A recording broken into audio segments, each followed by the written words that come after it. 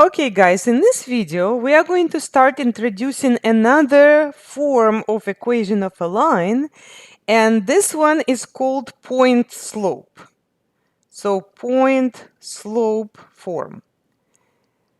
Now this one is actually kind of like an intermediate form that we can get from this point slope form to the slope intercept that we actually want. So the way this works is that you're going to get a point. So let's say the point is going to have some unknown coordinates. So we're going to say those are x1, y1. And we also will have the slope. So usually we denote slope by m. And remember, our y and x are a relationship, right? There's a relationship between an x, which is, for example, how many miles you drive on your car, to y, how much money it costs you.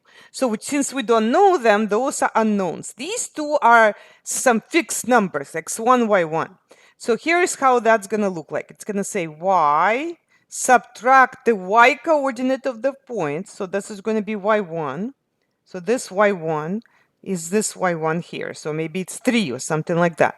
Then it's equal to m, which is the slope. So let's say the slope is yellow. So we're going to put that m over here. And then multiplied by x minus x1. So what is x1? Well, x1 is the x coordinate of the point they will give you. So they'll say it's x1 is -2 or something. And that's how you're going to form that equation. All right. Now, in this case, they already formed it for us, but I want to look at it and see if we can identify what is what here. So this is y minus 4 equals 9 times x plus 1. Okay, so what can we immediately identify? Well, we can immediately identify m, right? So what's m? Well, m is going to be right here. So we already know that m here is 9. Okay? But what is y1 and what is x1? What is that point? So directly identifiable and easy right here is to see this, that y1 is 4, right? The minus has to be there, minus, okay? So we already know that y1 for this one is 4. But what about x1? Well, here we run into a little bit of a problem because in the equation we should have a minus, but right here we have a plus. So that's not good, okay? That's something is wrong here. Well, how can we turn a plus into a minus? Actually, you should know that if you double the minus, that is actually a plus. So if you go negative and then go again, attach a negative, which is going to flip the sign, the ultimate result is going to be that you're going to get the same number. So minus minus is plus. So we can put minus 1. And then we can put this into little parentheses. So now you can see that x1 is actually equal to -1. So that would be right here. Okay?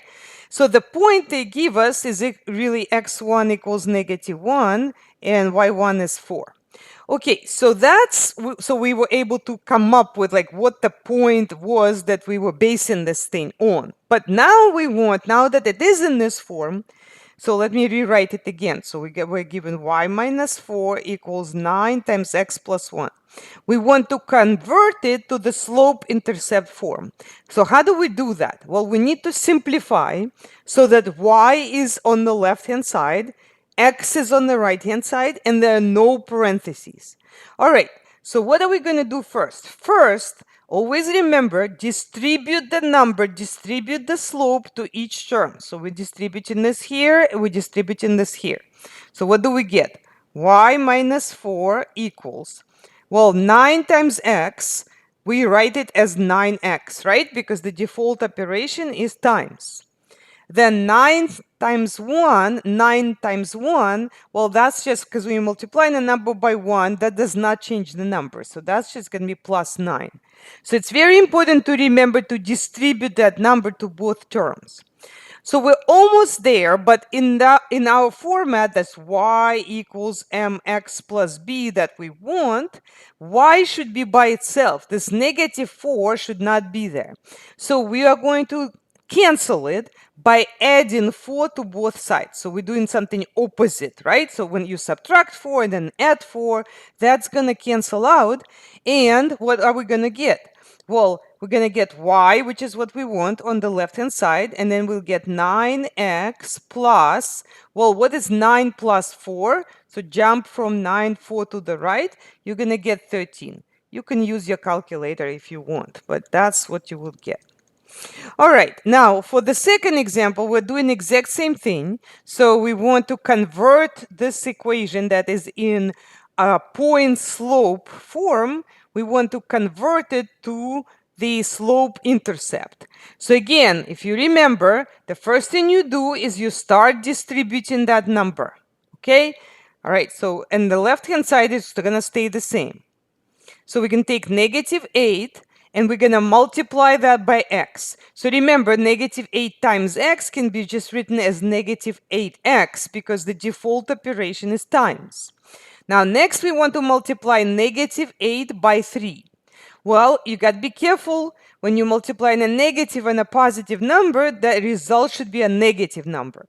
8 times 3 is 24, but negative is going to stay. So this is going to be minus 24. Okay, negative times a positive is a negative. Finally, to get rid of this plus 5, we're going to do an operation opposite to plus, which is minus. So we're going to subtract 5 from both sides. That is going to cancel that here.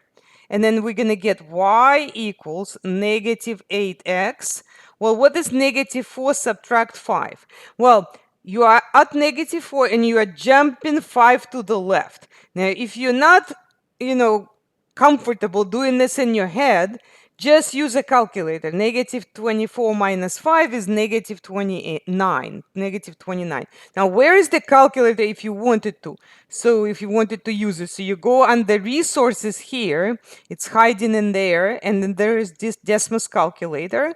And so if you wanted to, for example, do this negative 24 minus 5, you could just type minus 24 minus 5. So by the way, on some of the handheld calculators, the minus and the subtraction are different. So if you want to find a negative of a number, you would have to click on a different button. This is attaches a minus. But for me, I'm using Desmos. There's no difference, and there really shouldn't be.